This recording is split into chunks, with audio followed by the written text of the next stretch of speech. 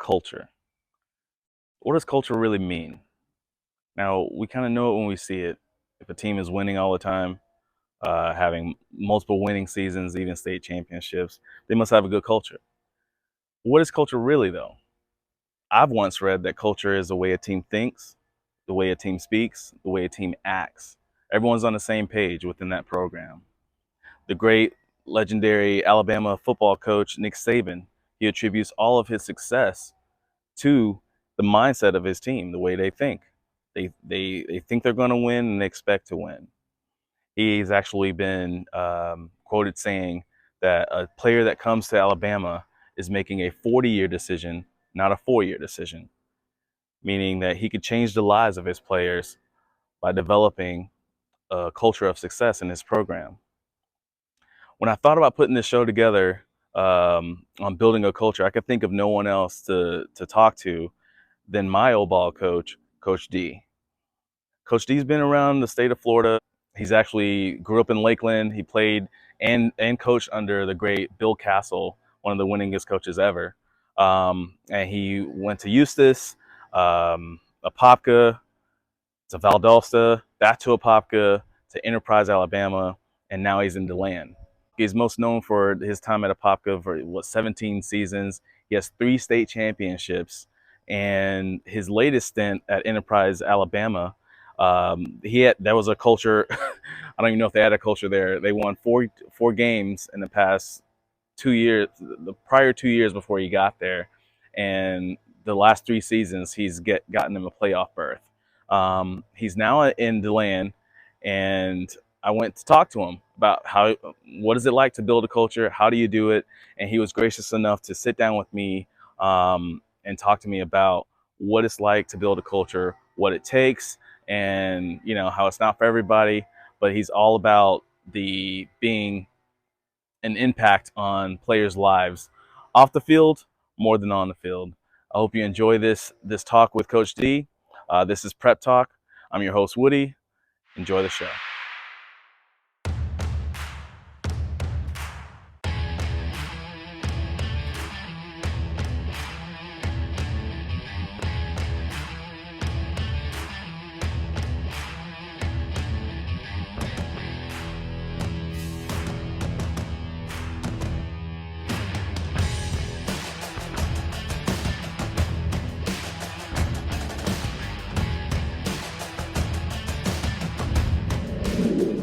Welcome back to Prep Talk. This week I have a special guest, one of the guys that I look up to. One of the main reasons I'm coaching on, if I told you that. But Rick Darlington here, longtime coach from Lakeland High School, coached at Eustis for a little stint back in the late 90s, went to Apopka. How many seasons were you there? 17? 17 seasons in Apopka. Went to Valdosta in there, and then you just came from Enterprise, and now we're at DeLand High School. Just kind of rushed through it real quick, but I wanted to talk to you a little bit about building cultures at new places that you go.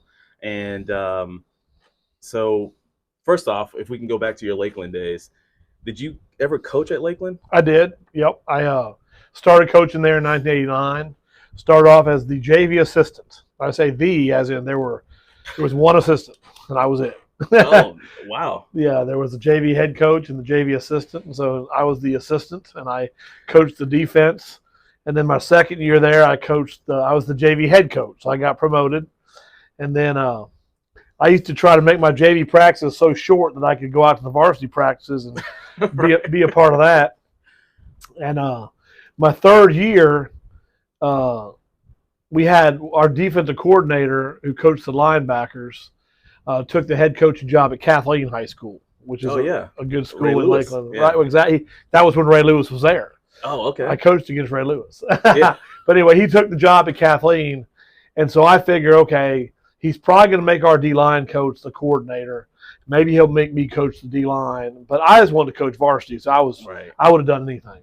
He called me his office, and he basically made me the coordinator.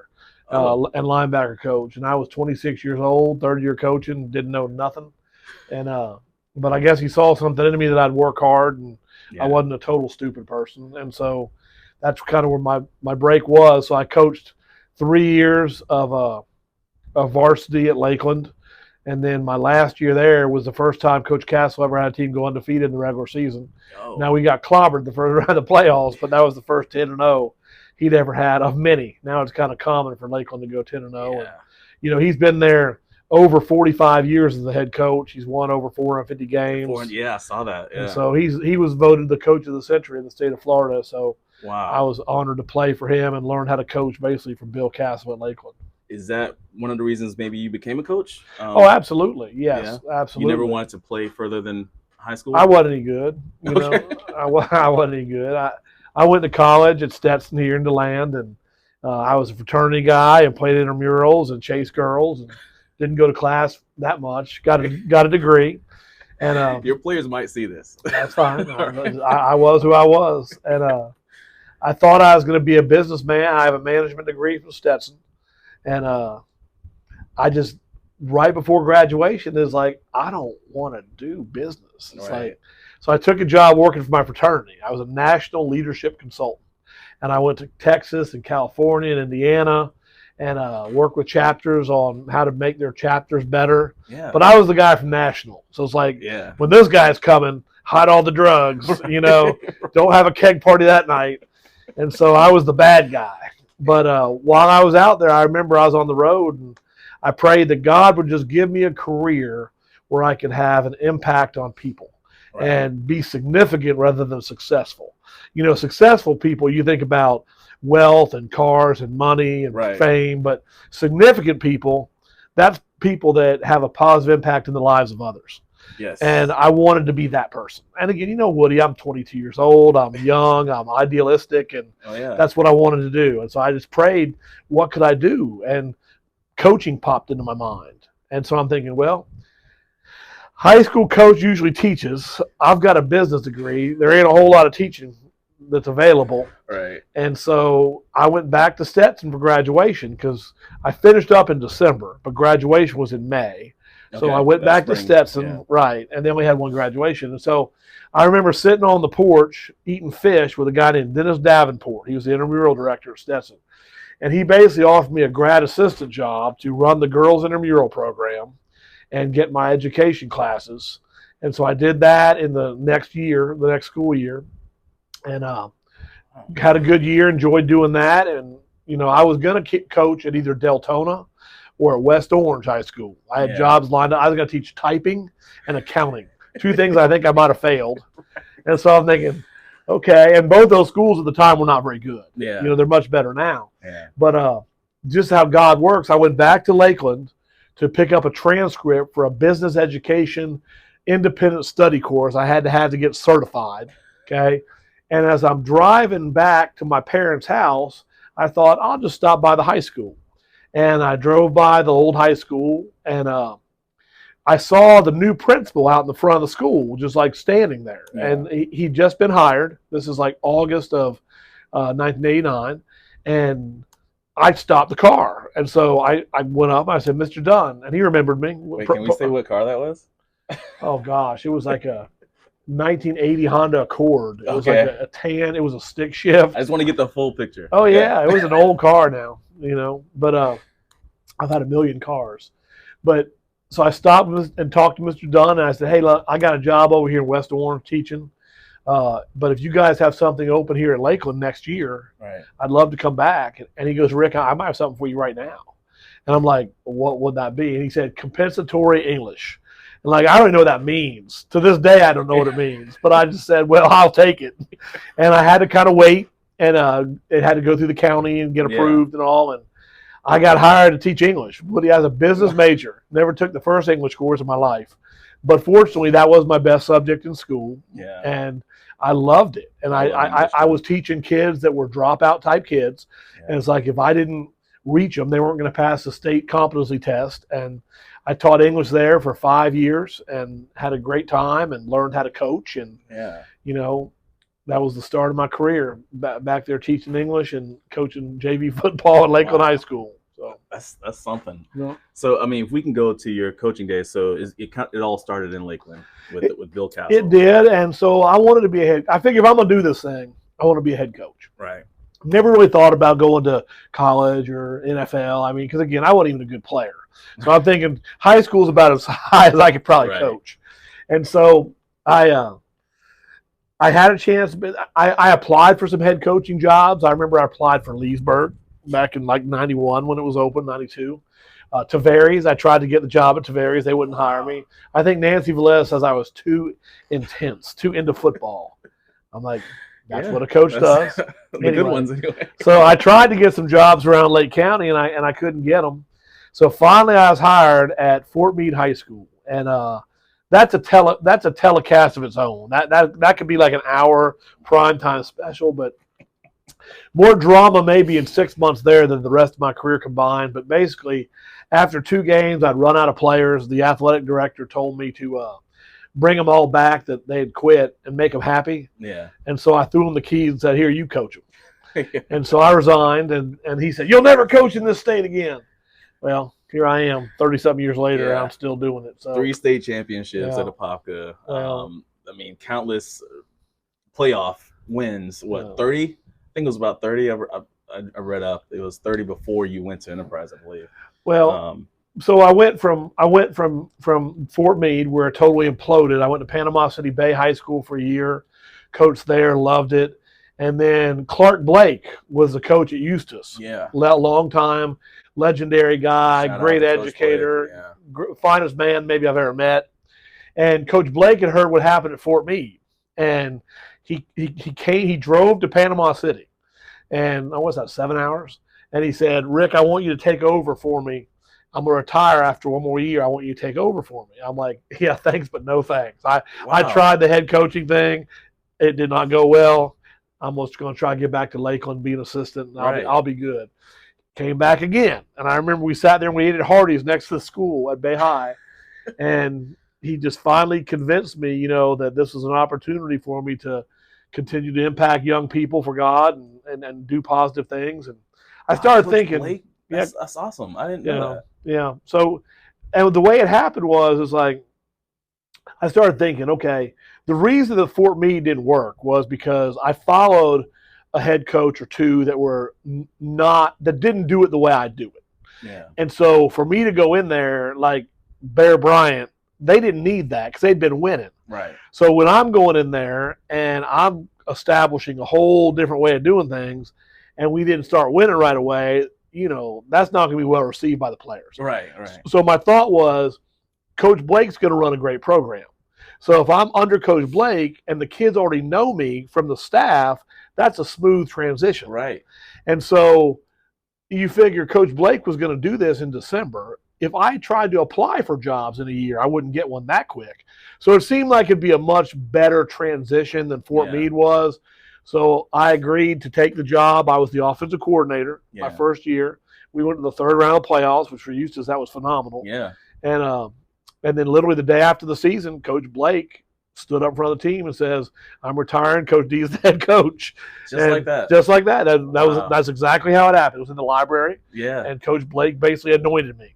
And so I was the head coach there for 3 years. I loved it there. Did not ever want to leave. And don't go too far. Don't go too far. Well, because I'm glad you brought up Coach Blake because I obviously didn't play for him, but that is the only state championship that Eustis had is 1983. Yep.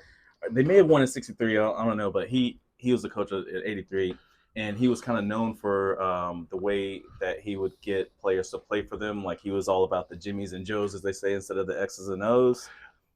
Coach Blake knows less football than most humans I've ever met. Right, but he like my daughters know more football than Clark Blake. But see, he coached soccer and that's and the thing. Kind of stuff. He coached 2 years in the '80s, won a state championship, retired for 10 years, came back, coached 2 more years, and retired. He's only the coach for 4 years. Right. But Clark Blake knows people better than anyone ever met. Right. He's a phenomenal organizer. He's a positive person. And so what it was, you remember, I ran the offense, George Fuller ran the defense, Clark organized everything, and that was it. Yeah. And so you don't have to be a genius or an X and O guru to win football games. You just got to be good with people. And Clark Blake's the ultimate example. And that's the whole reason I'm here talking to you today. But I'm not that guy. No. But I don't want to sell you short because you do have a strategy. I think we ran the What did Lakeland run? Wing tee? No, Lakeland's been like pro style, multiple offense. So they ran pro style. You came to Eustis with the wing tee. Yeah. You went to Apopka with the wing tee and kind of went to the single wing. Yeah, well, that was, yeah. Well, first we ran double slot, like option.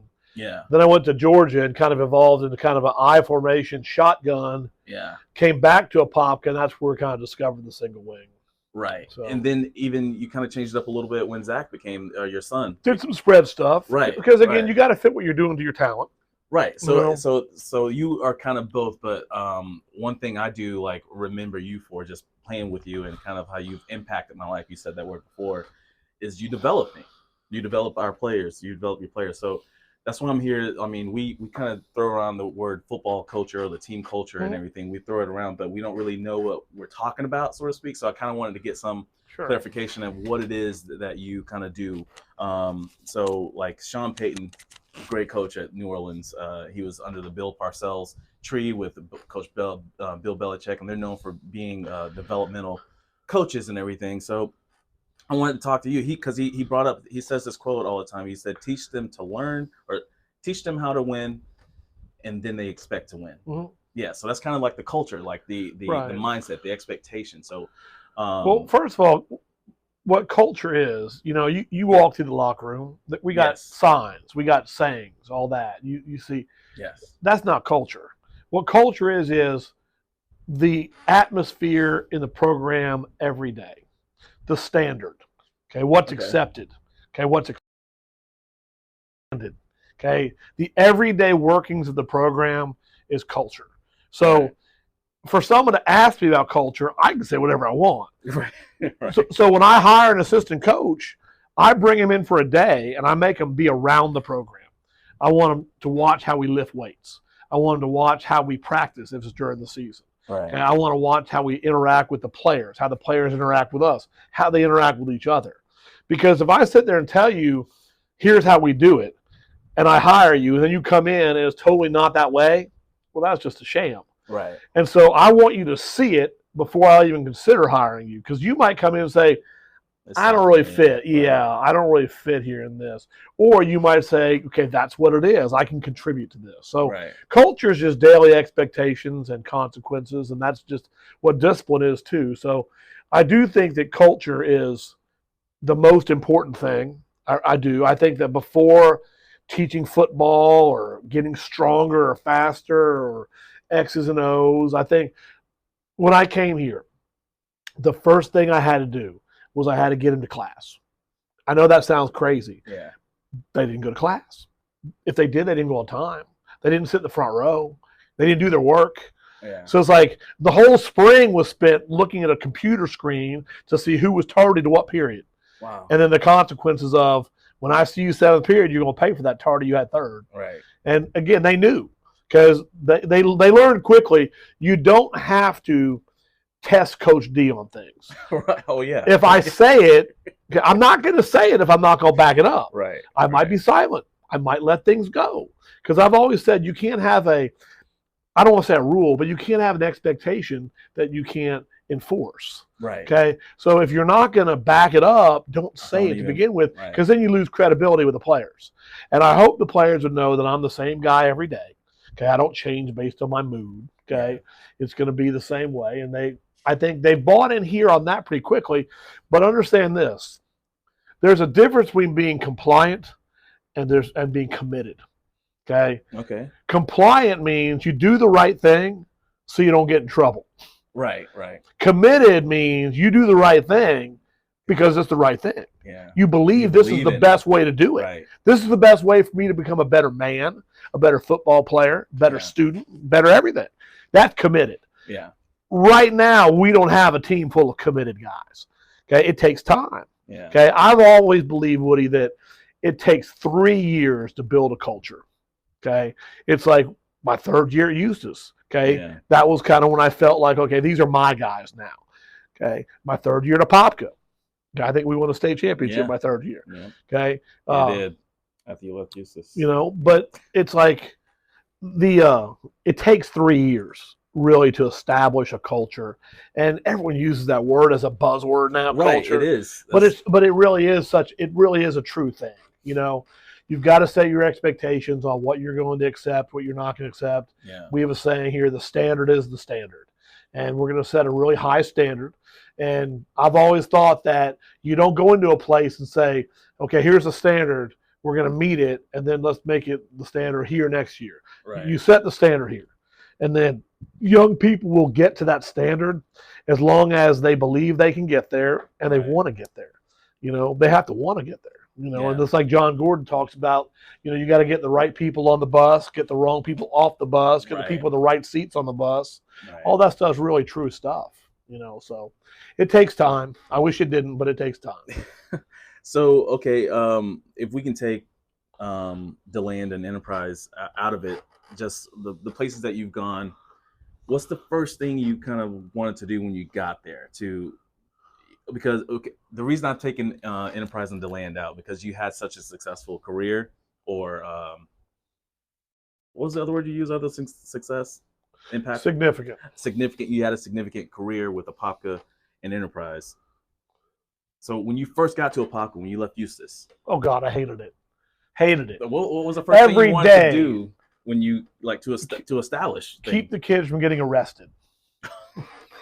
I mean, it's like, oh, why is he not at practice today? Oh, yeah, coach, he hit the Circle K last night. He'll probably make bail tomorrow. I mean, Apopka was a mess when I got there. It was horrible. Every day, Woody, I used to go back to Bill Miller's house, the principal at Eustis, after practice. I'd practice at Apopka. I'd drive to Bill Miller's house. I'd beg him for my job back. I hated it. Hated it. Yeah. Hated Apopka. Okay? The second year was better, but it was still kind of And then my third year, we won a state championship. So I liked it. Well, then when I went to Georgia, came back, well, now I knew what I was getting at Apopka. So I loved it. So we won more the second time.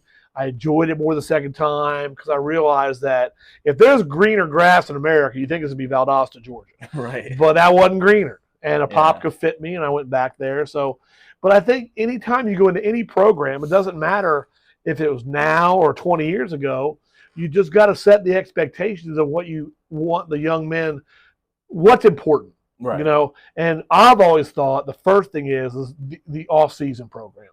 You've got to get your kids in the weight room. Yeah. You've got to get them lifting weights, proper form, proper weight, making sure you're lifting, making sure you're spotting, make sure you're there every day, make sure you're pushing yourself.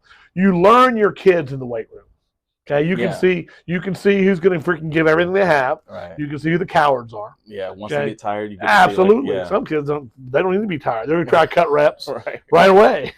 But I think that the off-season program is where you really have got to start. Yeah. And that's why coaches always take jobs in high school in January. So you get a full off season before you hit the field with those guys in late April for spring football. Right. And so I think that, and here's the thing with me, I would never take another job where I don't have every single one of my football players in the class or classes where I want them. Okay? Like I'm never going to go, like I've got varsity fourth period football. I've got fifth period, I've got JV. Seventh period, I got freshman. Okay. So I will never take a job where I can't have that set up. Right. Because the daily discipline of they can't avoid me. They have to lift weights every day. Right. They can't miss my class. And when they act up in Mrs. Jones' class or they're tardy to Mr. Smith's class, I got them. Yeah. Okay. I don't have to chase them around after school. Right. Okay. I don't have to compete with other sports on, well, I can't come lift day, coach. I got a basketball game or baseball practice. I've got them. Because it happens. I mean, absolutely. You remember Eustis, when did we lift? 6 a.m. Yeah. Every morning, 90 mornings a week. I thought it was going to kill me. Yeah. Okay. But that was the only time we could do it because they didn't give me a class. Right. And that was one of the reasons I left Eustis. And so it's like, we've got to have that. We've got to have that class because that's where you establish not only your off-season strength and speed game, but that's where you establish your daily discipline. Right. Okay, and that's why that's an absolute crucial thing. So the first thing, as you said, to set the culture coming into a place is get them in the off-season program, get them working, and then you can hold them accountable for their other classes. Okay, so I'm glad you said that word, accountable. So buying in. You said it takes about 3 years. Why do you feel players buy in? And not only buy in, like, why do you think, how do you get them to almost take ownership of that culture? See, that's a different deal, and that's where it's hard, because leadership is the most fleeting and difficult thing in building a culture. You want the players to own the culture, right? okay? But if you're taking over a program that hasn't been very good, they probably didn't have a very good culture. Right. So now all of a sudden, I want my 8 leaders to lead the team and keep everything accountable. Well, they might not even believe in it. Right. But think about this, Woody. Let's just say that you wanted to be a leader, okay? And you start speaking up in the weight room. And let's just say you said to this guy over here, hey, man, you got to get deeper on your squats. Hey, guy, it's 6 reps. You only did 4. Right. Well, what happens when the guy just barks back at you and says, why don't you mind your own business? You're green, guy, or something like that. Yeah. Well, now, when the followers don't follow, the leaders don't want to lead.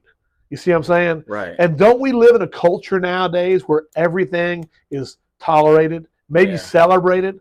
Woody, there's things going on in America right now that are celebrated that when I was growing up, that was as far wrong as you could be. Oh, my gosh. And now it's like, and so since everything's okay now in the world, okay, cutting reps on squats must be okay. Yeah. Not squatting the parallel must be okay. I'm okay, you're okay. There's no. So without good followers, there's no good leaders. Right. That's the thing. It's like you may not have a lot of good leaders, but you got to have a lot of good followers. You don't want to have dissenters. You know. Right. I mean, yeah, that's the best way to it's put like we used to have a sign up in Apopka that said "Lead, follow, or get out of the way," and that's what it is. It's like not everyone can lead. Well, then be the best follower you can be. Yeah. But don't be a guy that tries to screw it up for everyone else. The indifferent guy. Right. Yeah. Or the anti guy or the opposing guy. Yeah. You know, and there's those guys in every locker room. You know, you're never going to have a team where everyone's 100% all in. You hope you do, but there's always going to be someone or something. So, you know, you try to get as many guys. You know, it's like, you know, about the bell curve with the 10, 80, 10. Right. You really try to get as many guys into that middle section to be really good at what they're doing. And it's almost like you ignore the bottom 10. You know what I'm saying? Oh, yeah. If you spend all your time worrying about that bottom 10%, you're kind of neglecting the nurture or the development of that middle 80. Yeah. You know, and those are the guys that can really help you win. Absolutely. You know, not the bottom 10. And we're not just talking about players. I mean, not that coaches are kind of following you, but they are kind of following your lead. I mean, the head coach is the head, and then everything follows. So how would you say you utilize your assistant coaches to kind of Well, first of all, I'm very careful in hiring them. You know, and again, it's not as much about knowledge of football or anything. It's more about like you said, you bring them out, let them be around. Right. It's character, though. I want men of character, to be around our guys. I want guys that work hard because they want to work hard and be great, not work hard just to say they're punching the clock. You know, but who are devoted to the game. They love the game, so they don't think about, like, Sunday night I'm up here mowing the field, okay, and I come in here to change the laundry, and my DC and my other top defensive coach are in here at 8 o'clock watching film, getting ready for the next game. So it's not an official meeting. Yeah. They're just up here trying to get better, you know, so we can beat Seminole. And so it's like those guys are dedicated. You know, I mean, and I've got a good staff of guys. You know, I only kept one guy off the staff that was here before, and I've hired guys. I hired Dazzy from Morris, who's from Apopka. Hired Zach to work with quarterbacks. I've got oh, really? Okay. Yeah, I got some good guys on the staff, but I took my time in hiring them because I wanted all like-minded coaches. Right. You know. I wanted guys that believed in Jesus, and I wanted guys that were going to love on kids and work them hard and believe in having a standard and doing it the right way. And so I was very, very slow and deliberate in hiring my staff. Yeah. And I think that was important because I don't want to have the wrong guys. I'd rather have fewer guys than have some wrong guys. Right. You know, and because you want their same message to kind of be right. Yeah, that's what you want to hear when they talk to the kids. And here's the thing, you know, they always say the cliche, well, you know, I don't want to have a yes man. Right. Well, I sure don't want a no man. You know, I'd rather have a yes man than a no man. Right. So, you know, because it's kind of like we're going to do it a certain way, you know, and I'm going to set the lead in that. So, you know. Yeah. But we don't have any issues about that just because I hire guys that kind of believe in the same things I believe in, not only spiritually, but just in building a program. Right. So.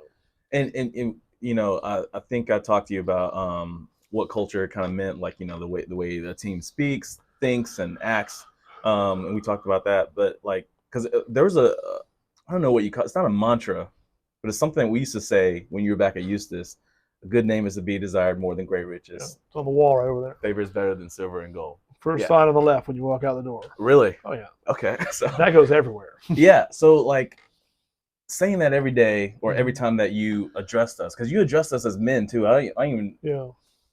Is there significance why you do that? Before I even ask my question, like, is there significance why you're saying men? Because. What should I call you? I don't know. Like, hey, guys, like, come in. But it's like you would address us as men. I just never thought about it. Really? I never thought about it. Well, it was impactful. Oh, yeah. Okay. Yeah. So, but anyway, I was saying that, to be able to say something like that every time that we got together. Oh, yeah. It's kind of hard then to go and cuss out your teacher because she, you know what I mean? You want people to buy into it, and right, some will. Absolutely. Here's the thing. Some will buy in, some won't, but I guarantee you every player that's ever played for me remembers that. Right. And so it may have not have impacted them, but it's in their mind. I just said it. Like, well, and like we had a 20-year reunion last fall of the first Apopka State Championship team, and we were off that week. So I drove down from Alabama, and we had a reunion. Yeah. And we had a dinner, and all the players stood up and I told stories about that year and what's happened in their lives since. And it's amazing how many of those guys said, "I've used that Proverbs 22:1 with my children. I've used it with my youth football team. Yeah. I always remember that." Because that's the thing they remember, which is good. And again, I got that when I went to Panama City Bay. Jim Scroggins had the whole team say it. Yeah. I thought, this is great. I got it from him. I've used it ever since. Yeah. So I'll give Coach Scroggins all the credit. I like that. So, I mean, we're getting close to the end here, but I wanted to talk about, because earlier I asked you the question about what's the first thing you do, and I took out DeLand and Enterprise. So them receiving you, Enterprise receiving you, and DeLand receiving you, you're already like this successful coach. So, okay, I know. But what I'm saying is you're a winning coach, and your reputation is a winning coach. So, did it precede you? Was it easier for the players? Well, first of all, I think you'd have to ask them, not me. Because I don't know. I don't know what they thought about it. You would know the way that they're reacting to you, Coach. I mean, it's like, okay, well, I don't think about that, because it's like, Woody, when I coach or when I do anything with young people, I don't really give them options. Hey, y'all want to lift today? What about practice? Would that be okay? I mean, this is what we're going to do. There's no room for, something else. Yeah. There's no room for like saying, I don't want to do that, or I'm not going to go do that, or whatever. It's like, right.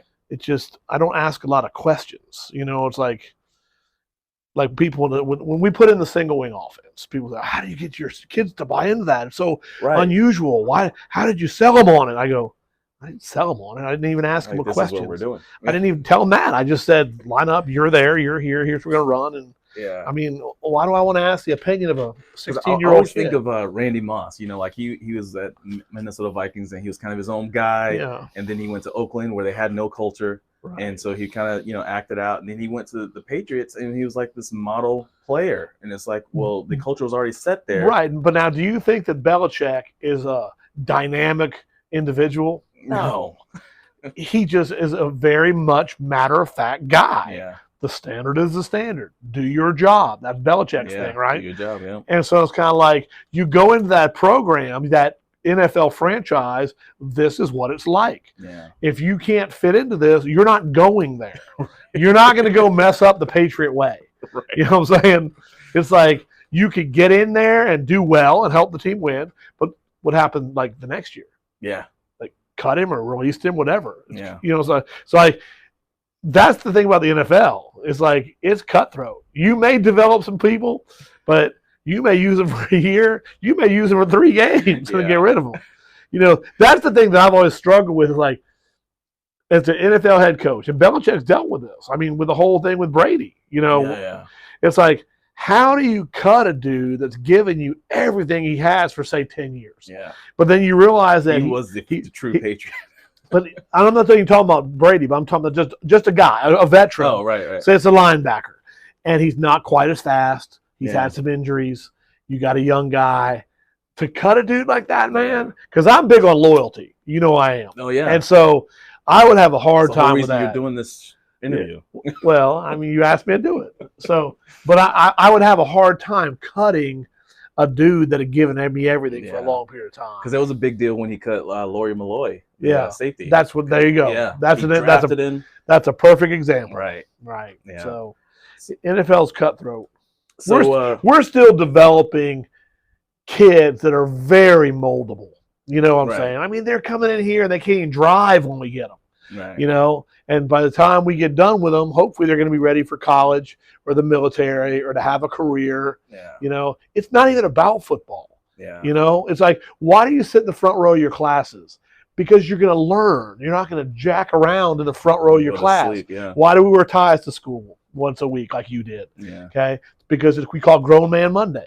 You know, you're going to act like a grown man because you're going to, if you have a good career, that hopefully you're going to wear a tie someday. Right. And so we're a whole lot more about teaching manhood than teaching football. Yeah. You know, I've always thought, and this is maybe the bottom line, when I felt back in 1988, the spring, that God was leading me into coaching, I really felt that this was my platform to share Him, okay, and to build men and to use football to build men that can impact others.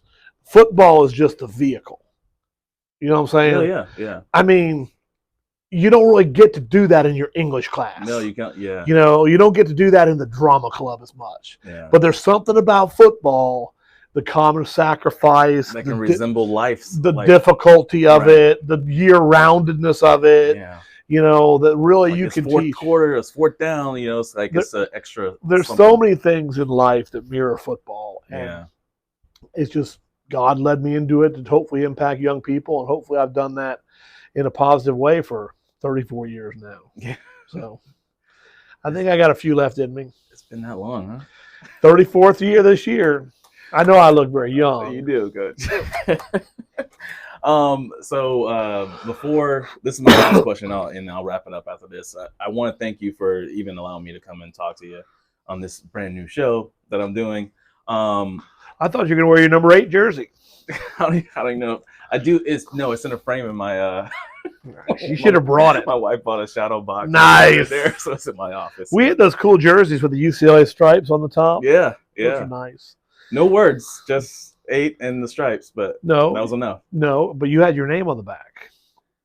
I did that back then. I haven't done that since. And there goes the. That was it. That was the difference. The name. Yeah. That was cool. Yeah. But I liked our uniforms. But I do want to remind you, Prep Talk followers, to like, subscribe, or if you're not a follower, become a follower. Like, subscribe, hit the notification bell at this time to know when new shows are coming out. My last question, the way I end my interviews, is so we got this new guy coming. Just say me. Just say I want to become a coach. What is the first thing you want? And I said, Coach, you're a great culture builder. I know it takes 3 years or whatever, but what would you tell me to do my first year coaching as a head coach to kind of you got to make sure you do that, Woody? I think you need to determine what's important to you. There's things that are important to me that are not important to you. There's other things that matter a lot to you that don't matter at all to me. And so as a head coach, you've got to decide, okay, this is important. Okay. This is not important. So you set up your important things. Let's just say there's 5 of them. You share and you preach and you teach and you hammer those things every day. It's like if you look around this locker room out there, okay, there's yellow on the wall. You see the pillars? Oh, yeah. Okay. Yeah. Those are our 6 pillars. Okay. There's love each other is one. There's honor, humility, discipline, perseverance, and faith. Those are the 6 pillars of our program. So we're going to talk about those all the time. Right. Everything we do, we're going to try to teach those lessons off those 6 pillars of our program. So you want to kind of have the things that are important to you. You want to emphasize those things. And then you want to set throughout every day. And you want to set a standard, okay, and don't waver from the standard. It doesn't matter if the kids are getting it. It doesn't matter if they don't like it. It doesn't matter. Set the standard, because the ones that are supposed to be a part of the program are going to rise to the standard. Right. It's not for everybody. Okay, we've lost players here. Woody, we have about the same number of varsity players here that we had at Eustis, maybe less. I think we have like 33. Okay, we're a big school. It's not for everybody. Yeah. Okay, because it's I don't want to say it's difficult, but it's just, I guess it's demanding. There's a standard, and we're not gonna lower the standard. Yeah, we're gonna reach the standard. So, set your core values, hammer them every day, set a standard, and don't waver from it. And that's it. That's Coach. Thanks. All right, Woody.